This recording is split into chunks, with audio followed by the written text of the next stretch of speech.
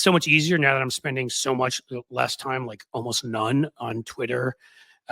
May close it, may not, but I'm going to keep streaming there, but I'm just not there. And really, even Blue Sky, I'm on like a half hour or less a day, probably less. I'd say 15 minutes the last 2 days. So I got pissed off at Blue Sky this morning. That's where I am at this point. I couldn't, I find it absolutely insane that Blue Sky has a limit of 60-second videos that creators can post. And I don't know if it's like that on the actual website online or not, but it allows you more online. But you're right. That's ridiculous. It's an app. It's an app. Why can't you have the same access you have in the app that you have online? It's insanity. My problem is that a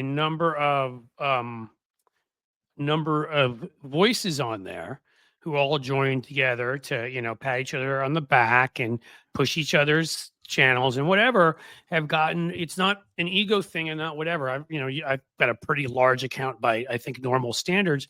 What I care about is winning, though. Yeah, I need to do more shorts. I see that. I enjoy your shorts. Thank you.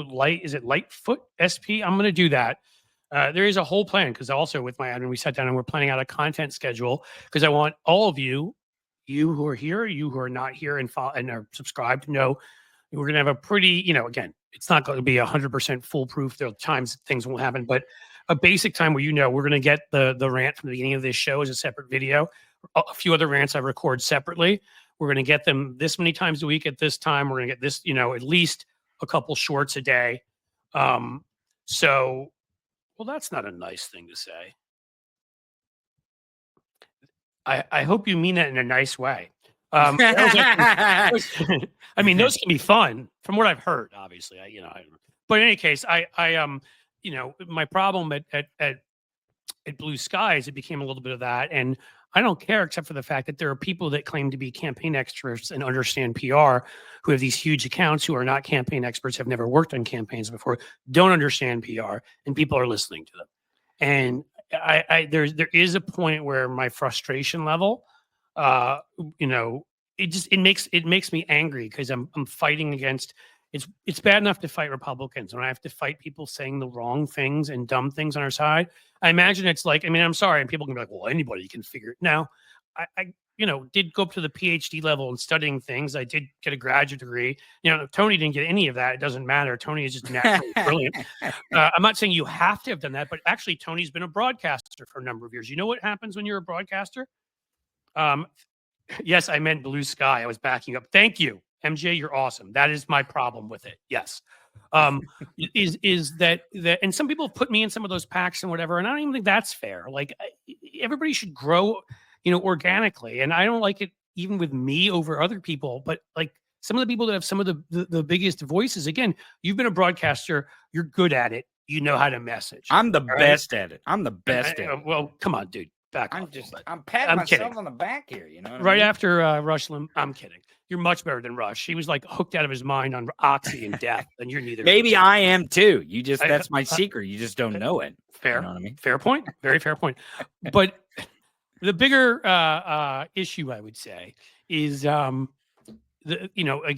there are people that there are two ways you can learn stuff: by learning it and in studying it from pros, and by doing it. You've learned by doing it, and I think you even studied some of the pros, like Limbaugh and people like that, to get Absolutely. it. I studied it in school. You studied it outside of school. Doesn't matter. Wherever you take the time to do it. I studied it in school, and then I started doing it myself, and it's worked out, and that's fine. But people there who've never broadcasted, who've never done a single PR campaign, even for like a local bicycle renting company or something, are telling us how world PR should work. And I just, there's a point where I'm like, I could be talking to the people that are kind enough to support me on Patreon and become YouTube members, and sharing all whatever I can share with them, laughing with them, enjoying it, but also sharing wisdom, hopefully, and sharing that on my YouTube wall for everybody who is nice enough to subscribe and who sees it. Or I can be doing it there. And I've just made it, again, like, I'm not going to cast aspersions, but I've decided I'm past that point in my life. All of these apps, I'm done. I'll show up here and It there. is And ridiculous. It is hard. yeah, And I'll tell you, to be fully transparent, a lot of the social media that I post is not actually posted by me, but it's posted by our little team that we've got going.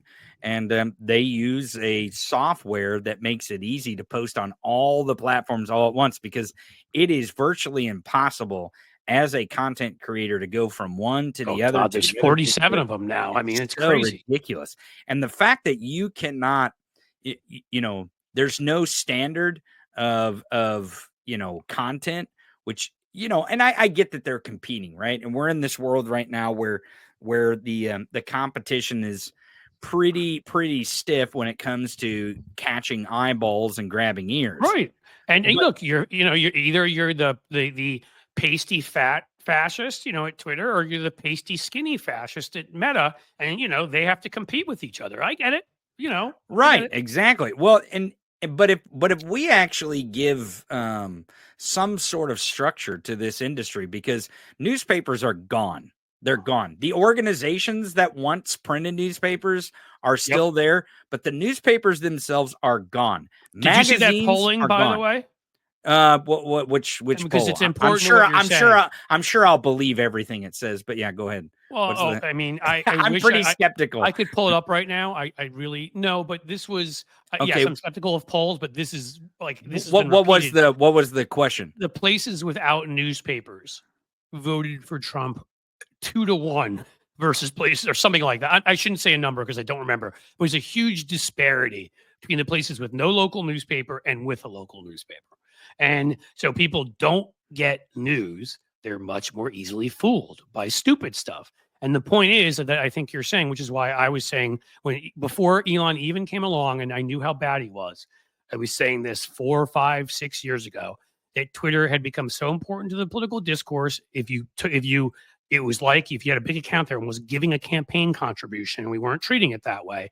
And what Elon did, we now know, again, more market research, his posts were being seen 16 times as often as all members of Congress combined.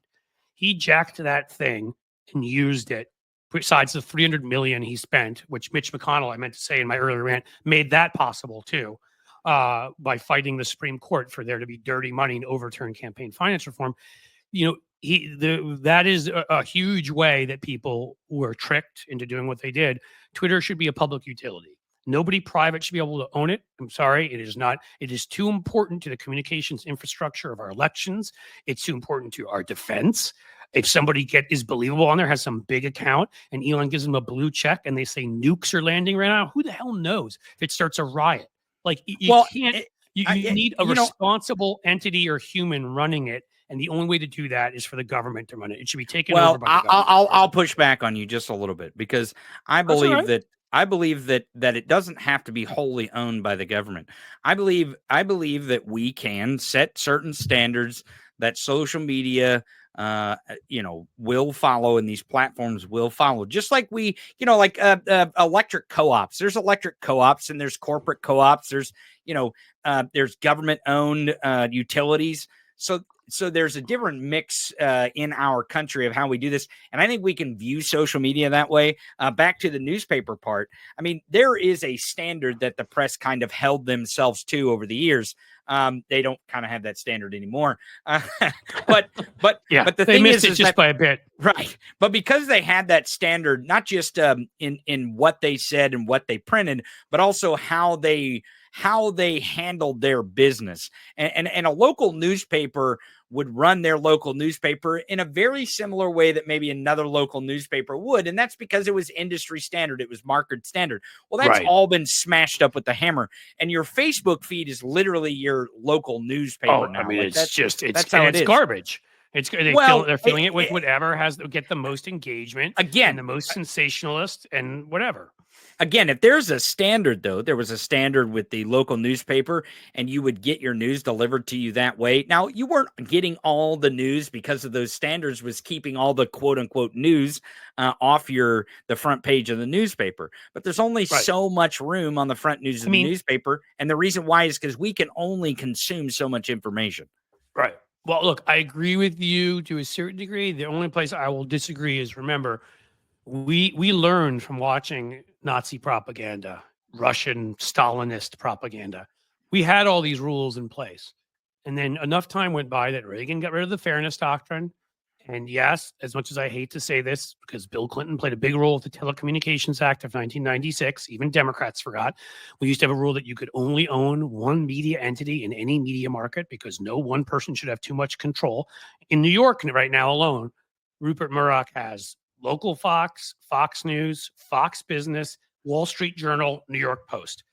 That wouldn't, I mean, before 1996, that you wouldn't even come close to that. And how many other markets that are more swing markets? You know, you want to know why more New Yorkers even end up voting for Trump?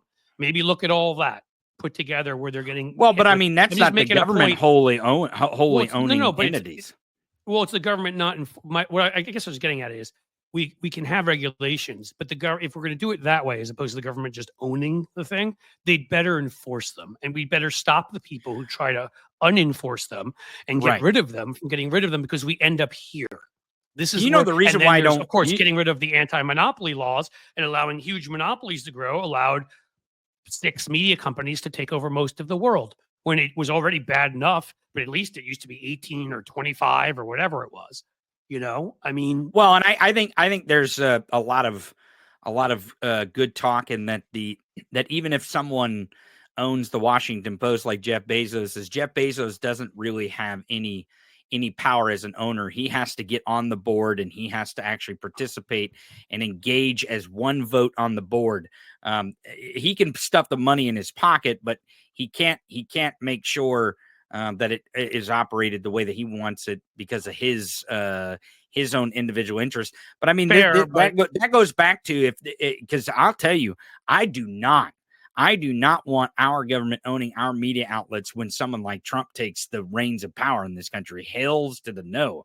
Like, that no, but I mean, that's always the tension between, what government runs. I mean, government runs food inspection right now. Well, now we're going to have to rely on Trump for that, and it's going to get a lot worse, and people are going to die of like E. coli. I mean, I guess I'm saying there's always going to be that tension because when bad people take over. But what I'm telling you is, if you want to, then maybe make a rule that about who exactly can take over, because again, if it's Elon Musk, we've failed, right? If you need to regulate the hell out of it, and I'm sorry, there have to be ownership rules about who is able to run an entity like that. And it can't be somebody with massive conflicts of interest who've got defense contracts and is buddying up to Putin and all the rest. It can't be somebody like that. And however you put that into law, I can live with that. I understand your point about Donald Trump and Twitter, but it's like the chicken or the egg. I don't think we ever get Donald Trump if Twitter hadn't been owned by Elon Musk. That's the thing. So I get where you're coming from. And I get what I'm saying is more socialist than what you're saying is. But to me, when it comes to the basics, I've always believed, that's why I call myself a social democrat. I'm not a socialist. Obviously I own 2 businesses on my own. I have a third one I co-own, whatever. I believe very much in free enterprise. But I think when it comes to transportation, I think when it comes to medicine, I think when it comes to all sorts of things, I'm not saying the government has to own it.